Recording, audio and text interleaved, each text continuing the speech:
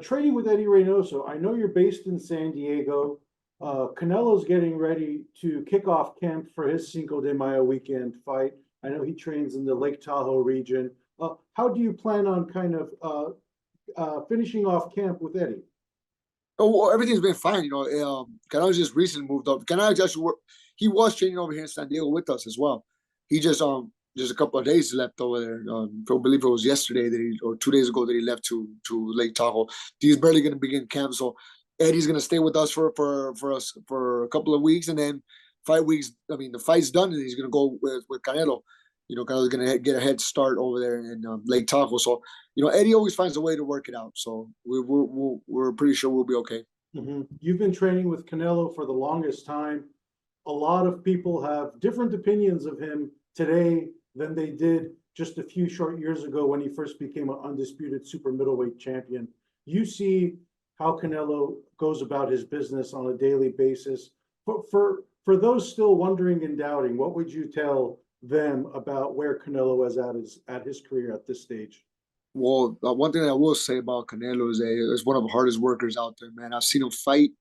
He fought on a Saturday, rested Sunday, and came back to the gym where I was training on Monday. And that just shows the type of fighter. He has everything what you could ever ask for. Yeah, he has the money, he's got the fame, he's got the luxury car, he could take a vacation wherever he wants. He takes care of his full family and friends, helps people with cancer, helps foundations. He's done it all. He's done it all. And to still come back to your gym the next day after a fight, hell, we don't even do that. We take a week off, 2 weeks off. Some fighters take months off. Canelo goes back to the gym every single time he works out. He lives in the gym. He's a gym rat. He's always training. So that's one thing that I admire about him. And one thing about it kind of bothers me, but not really, because if it doesn't bother him, I just I wish people can understand the fact that he does not care about nothing. He wants to fight when he wants to fight, and he's a tough fighter. He's always in the gym and training. Every criticize him every day. He just doesn't care because he's so he's so passionate about his lifestyle, the sports, boxing and golfing, and he does not care. He'll fight anybody. He's not afraid of fighting anybody. But then you got other people who will say that, will bring up their statement why he will be afraid of fighting this guy or that guy. And then once he beats him, then there's always going to be that one other fighter to bring it up. So I understand Canelo when he brings that up, when he says, they said that this guy was going to beat me, and then I beat him. Then okay, now I'll fight him. And then he beats him, and they always bring in a new guy who would say, "Oh, now you're ducking him. Or now you're ducking him." But then when he doesn't fight him, everybody says they're ducking him. I understand his side because it makes sense. I'm there watching him. But I also understand the fanatic side. Like, I want you to fight this guy because this guy could be potentially the guy who gives the fight, if you will. But it's understandable both ways. I truly respect everybody else's opinion, the same way I respect Canelo's opinion. Mm-hmm. Looks like Jaime Munguia is next for him. All Mexico showdown. Very exciting Cinco de Mayo weekend. What do you make of that fight? Well, my honest opinion, I'm happy because if there's a pie, both sides go to Mexico. It's a win-win for me. I'm happy for someone like Jaime Munguia that it's a win-win for him because Jaime Munguia is not an easy opponent. People, I don't know, man. People think Jaime Munguia is walking apart for Canelo. No, Jaime Munguia is tough. He's got the heart. And, it's not an easy fight, even though I still got Canelo winning because, I've seen him train. I've seen the way he works. The whole advantage that he's got in here, in the heart, and his talent. But it's not an easy fight. And the fact that, another Mexican fellow compatriot is going to win money as well, just brings joy to me because, man, a lot of fighters just go through pain and suffering and working out. And at the end of the day, we don't get the money that you think we would have. And some YouTuber gets all the millions and money. And it's offensive for some fighters. Someone like Jaime Munguia, who is a tough fighter and probably isn't winning the way he should be winning, as you see as other YouTubers winning money. And now that he's fighting Canelo, was like, damn, finally, this guy gets to make some money for that. So I'm happy for him. Yeah, that's terrific. Cinco de Mayo showdown. And just quickly, another stablemate, former stablemate of yours, Ryan Garcia. Obviously, he's been in the headlines all week for his uneven behavior. He says he's doing well, but you've spent time with him in the gym years back. And what do you make of the entire situation that he's going through, and just your thoughts around the fight? It's just I know Ryan. I only know him being in the gym. He's a good guy, good kid.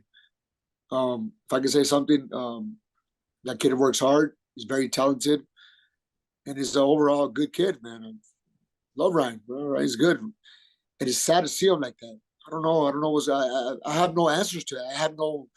Um, I can't express how to say all the or everything you see on social media.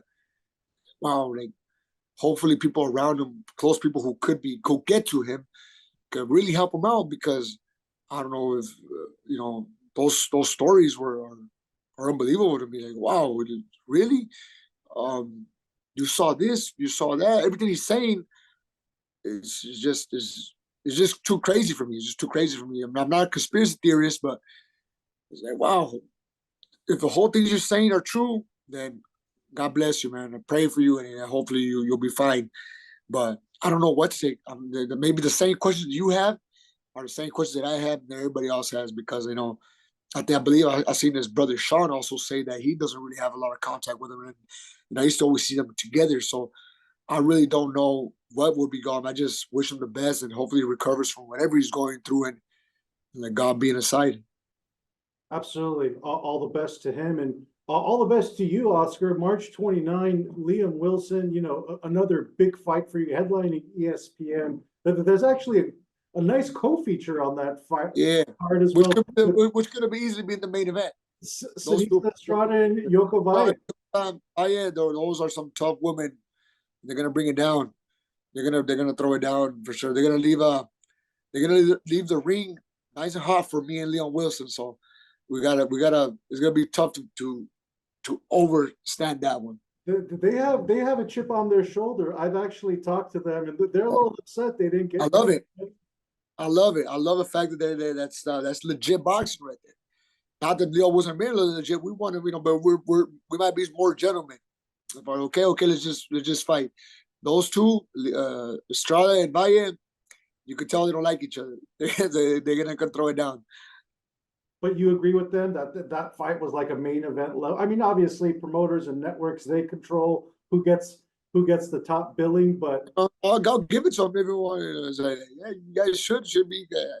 But it is in Glendale, Arizona. I think a lot of people are there to see myself in Leo Wilson. I don't want to sound cocky. It's just but that fight right there, easily main event card, easy main event fight. Valle and Sinisa Estrada. what is that feeling like in this comeback fight for you?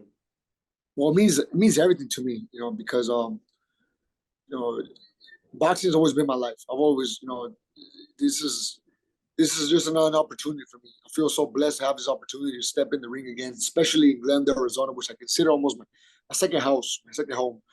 In the Phoenix area, the Tucson area, just in Arizona in general. I feel blessed to have this opportunity. So I'm taking advantage of it. I'm taking advantage of it. I'm physically, mentally ready, prepared for this to give the fans what they want. I think fans enjoy it. Enjoy a great fight of boxing, and I think Leon Wilson's style, my style, could be a fan-friendly fight for the fans. So I'm excited. I'm actually anxious to step in the ring again and showcase for my people. Mm-hmm. Liam Wilson, we've only seen him once in the United States, and it just so happened to be in that very same arena against the very same opponent you last fought in Emmanuel Navarrete. Obviously, you both have lost to Navarrete, but what have you seen in Liam Wilson, and why was he an ideal opponent for you in this comeback fight? So Leon Wilson for me is a tough fighter in general. I was there when he fought Vaquero Navarrete. He sent it to a canvas. He had Vaquero Navarrete extremely hurt. Many people thought they could have easily stopped that fight. So I got nothing but respect for Leon Wilson. He's the type of fighter that you can't get confident. You can't get loose inside the ring with because he carried that big shot. I was there, and I've been studying him. I've been studying his long reach advantage. He's got that beautiful left hook, and it's just been watching a lot of film on him just to study him and work on everything that could benefit him. So we'll use it in our favor. So yeah, we're working strong on him, and we just got the call. You know, we're not looking for easy fights. I've always said that I'm not looking for easy opponents. I'm looking for opportunities. And when they offered me this opportunity to fight against Leon Wilson, I said, well, okay, let's do it. Love a fight. I love a fight. So yeah, I'm excited to come back and give the fans what they want. Mhm. From the outside looking in, it seems like this is the kind of fight that further plants you at 130 pounds. And perhaps I feel your future could be looking like it's at 130 pounds as you look for another title run. What is your ideal plan looking like moving forward? So this fight means everything to me because I know if whoever wins this fight is a step closer for a world title fight at a 130. 130 is my division, is the division I have to stay because I can't go down to 126. It's physically impossible. I can't make that weight class no more. And I'm too small for 130, and I will be a little too small for 135. So there's no 135 right now is not an option. So right now I'm very focused on 130. So the my plan for this year is to become a world champion again. But for that, I got to win this fight first. This fight for me, in my mind, in my heart, I'm taking it as a world title fight. That's the way I'm looking. So, physically and mentally ready for this because I want to become a world champion this year. Not to get too far ahead, but Vasily Lomachenko, perhaps one of the smallest 135ers out there, if he ends up winning that title against George Kambosos, he's your stablemate. If Top Rank offers that fight, would you consider only for a Lomachenko level fight to go up to Yeah, one? yeah. It would be stupid for any fighter to leave that opportunity. Because you always got a shot in boxing. There's always shots. There's always that.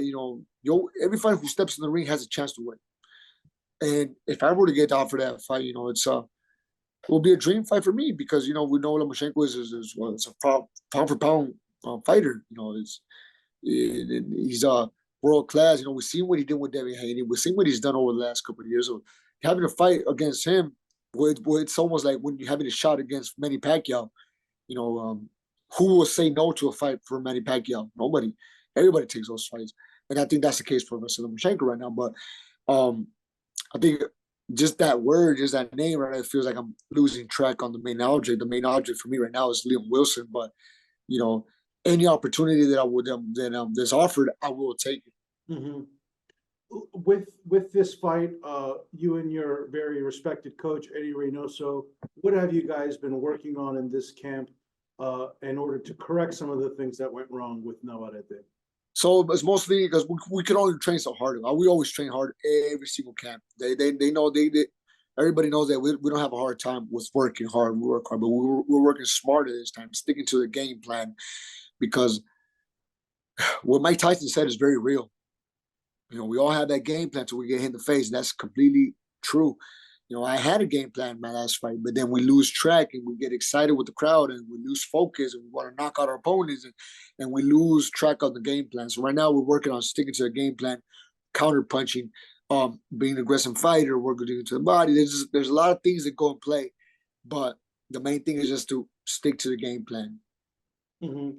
Physically, you didn't look okay after that fight. It's been 7 months. Do you feel that's enough time for you to recover from a fight of that magnitude? Yeah, physically fit. I was fine. Yeah, my face shows a different story after each and every fight.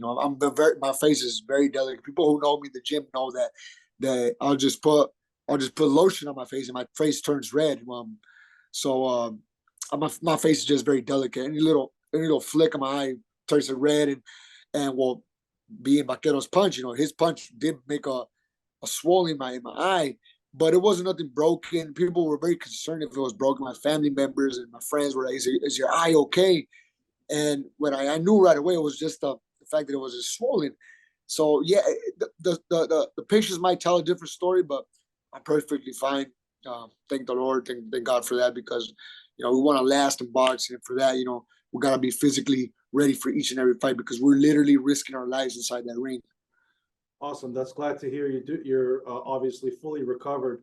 Thank you so much for watching this video, and make sure to subscribe for more videos of your favorite fighters over here on Fight Up TV, and give us a follow online as well at Fight Up TV on Twitter and on Instagram. We appreciate it, guys.